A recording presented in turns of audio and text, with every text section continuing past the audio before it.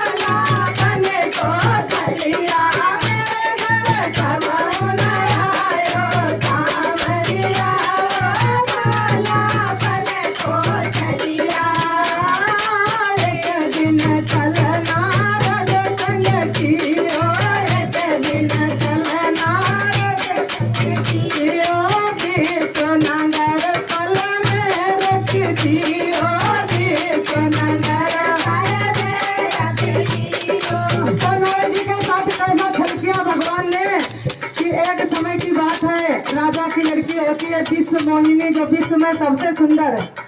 तो उस लड़की का विवाह करने के लिए नारद जी तो पंडित जी थे, बाल ब्रह्मचारी थे। तो नारद जी को बोला कि हमारी बेटी का शुभ लगन देखिए कि शादी कैसी क्या बन रही है। नारद जी जब जैसे लड़की का हाथ पकड़ते हैं तो नारद जी की नीयत खराब हो जाती है। तो कैसे कहते हैं नारद जी कि चाहे हो कुछ भी, लेकिन अब इस लड़की को तो वरण मैं ही करूंगा। तो नारद जी सोचते कि अब इतना अच्छा रूप कहाँ से लाएं। तो जाते हैं विष्णु भगवान के पास और विष्णु जी से रूप मांगते हैं। तो विष्णु भगवान से बोलते हैं कि और एक चौपाई भी बीच में कि हमें शादी करनी है और जो है ना आप एक दिन के लिए अपना रूप हमें दे दो। और बोलते हैं कि जेही विधि हो नाथ ही तुम्हारा तोरा, जिस प्रकार से मेरा हित हो वही कार्य करना भगवान। तो भगवान कहते हैं बिल्कुल मैं तुम्हारे हित की ही करूंगा। मन में सोचते तुम तो बाल ब्रह्मचारी हो, शादी करके क्या तुम अपना धर्म खराब करोगे। तो भगवान जी क्या कहते हैं कि एक दिन छल नारद संग की, एक दिन छल नारद संग की,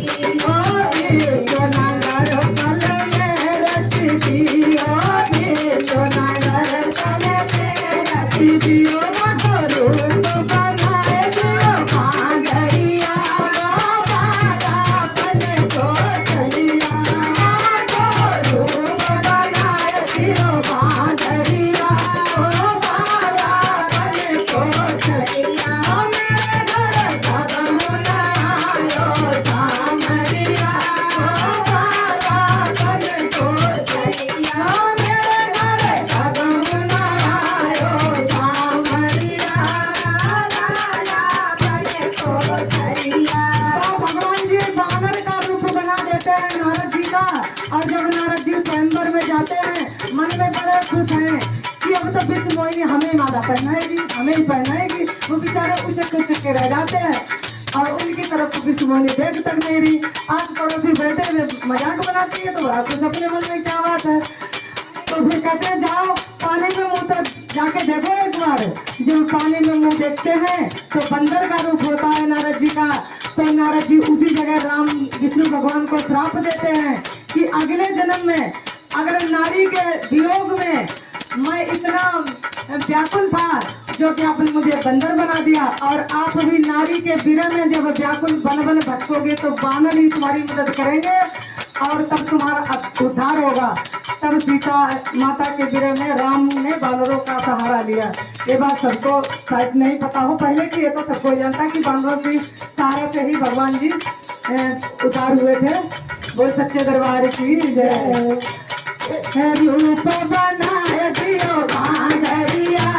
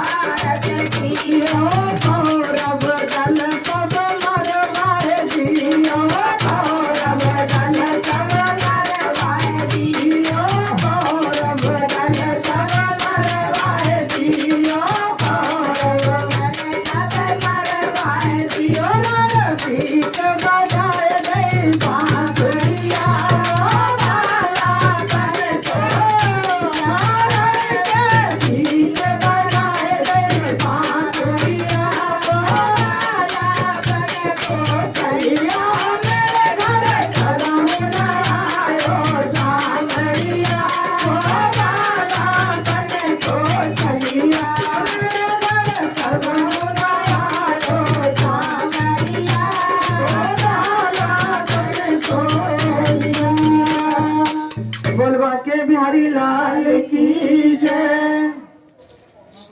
बोलो बजरंग बली की जय।